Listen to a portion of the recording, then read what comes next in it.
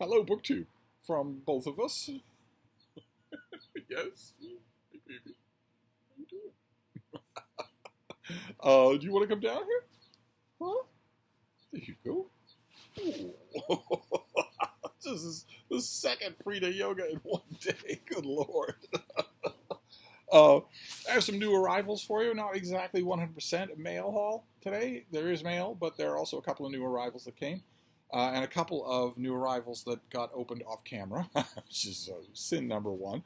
But I'm still getting my sea legs here. So we can look at the two new arrivals first that just came about through random chance. They came about through porches and people and little free libraries. One is a paperback of Stephen Markley's universally praised debut novel, Ohio. I'm sure that a lot of you have read this thing. I haven't actually spoken to anyone who dislikes it. And this is the paperback, so it has blurbs from literally everybody. I think I might be the only person in the world who didn't blurb this thing. Everybody else, oh my God. Every single venue imaginable. Everyone loved this thing. So I found it again. I thought I might reread it, and also that it might make a good present. And it's about four orphans.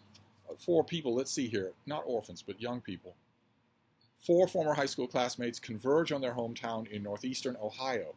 And the other book, the other new arrival that's not a new male thing, is also about four main characters. It's This Tender Land by William Kent Kruger. Somebody discarded from the Book of the Month Club, which has that rather ugly insectile colophon there. I wish that they would choose something a little bit more dignified, maybe a little bit nicer looking than this. This is just a bald square there. And also no folderol on the back. They just reproduce the cover art.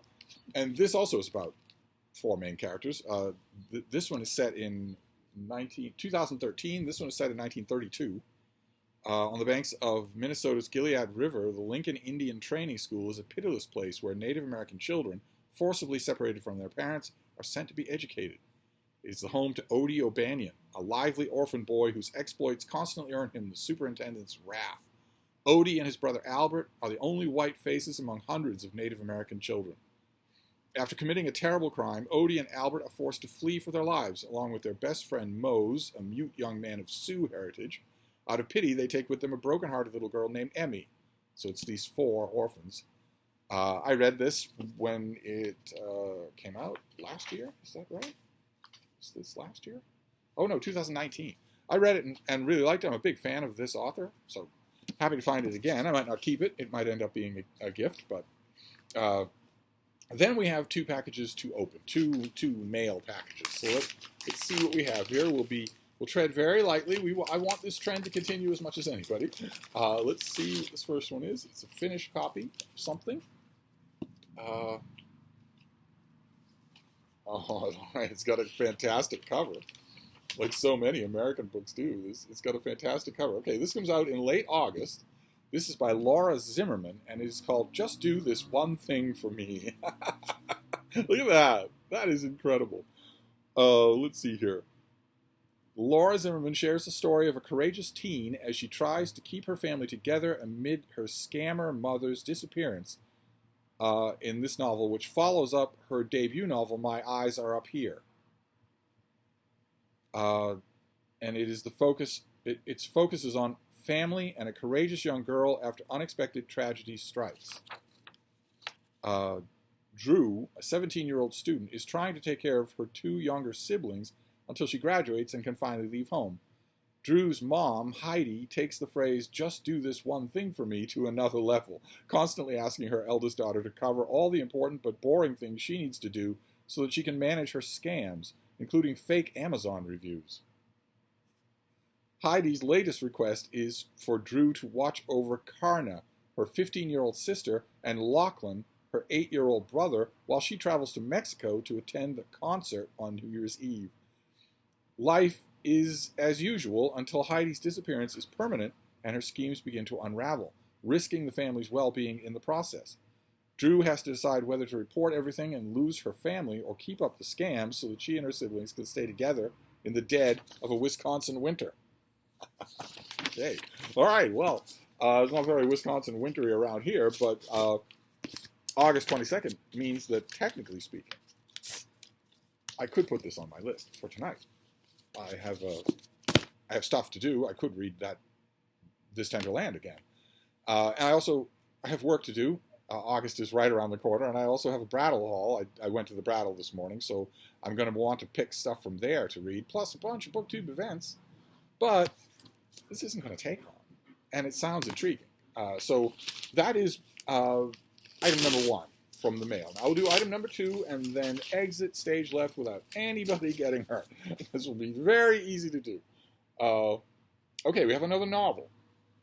And it doesn't have a sheet with it, but it's translated fiction, which I've been getting a lot of this year. This is The Wizard of the Kremlin, a novel by Giuliano de Empoli, and it's translated by Willard Wood.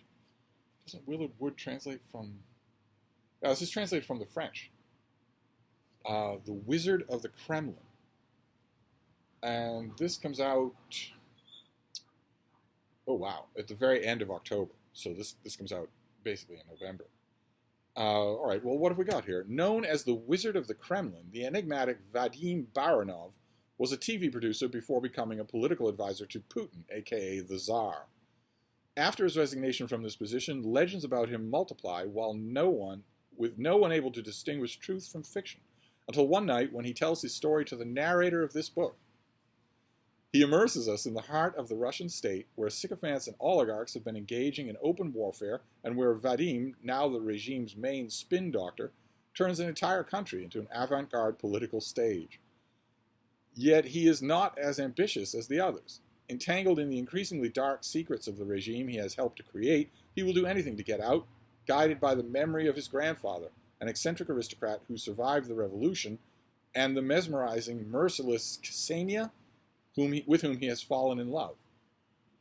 The author, once a senior advisor to Italian Prime Minister Matteo Renzi, draws on his experience behind the scenes to create an authentic, compelling portrait of power and how it corrupts. Okay, and this book won the Grand Prix du Roman and was a finalist for the Goncourt. So, not a long thing, but very intriguing, not at all on my radar. Way too far away. Way too far down the line. I will wait until I get a finished copy of this thing, but I'm happy to see it. Wow.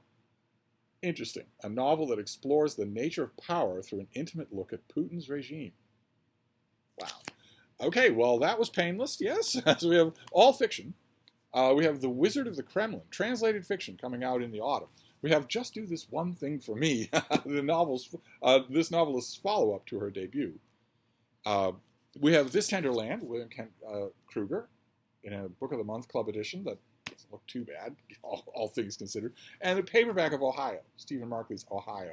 Not hard to come by in the used book world, not hard to come by in little free libraries or giveaway boxes or library sales, but nevertheless, I didn't have a copy, so I was happy to grab it.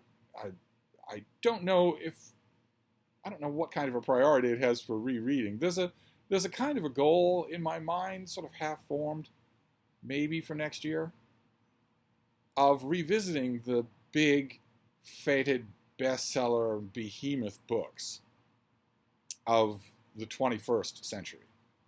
Revisiting them in seriatim, revisiting them with a concentration on doing just that, as opposed to picking one or two. Ohio would certainly be on this list. I'm thinking of things like, City of Fire by Garth Hallberg, or things like that. Books that made huge splashes, got reviewed everywhere. Where are they now? They're all gone now. They show up in little free libraries and yard sales, but no one talks about them. No one revisits them. No one will ever teach them. They'll never be reprinted. So I'm always tempted to go and revisit big behemoths like that just to see what there is there. When years have passed and you go back to these things, what is there? It's a wonderful, among other things, it's a wonderful spotlight on the degree to which I myself might be susceptible to review world hype. Could very well be. And, if I do something like that, Ohio will definitely be on the list. It's one of the most praised debut novels in the last 30 years. So it would definitely be on the list. I just don't know when I would do that. But anyway, those are some new arrivals for today. We'll try this again tomorrow and hope for equal success. So I'll wrap this up for now. I will see you soon. Thank you, BookTube.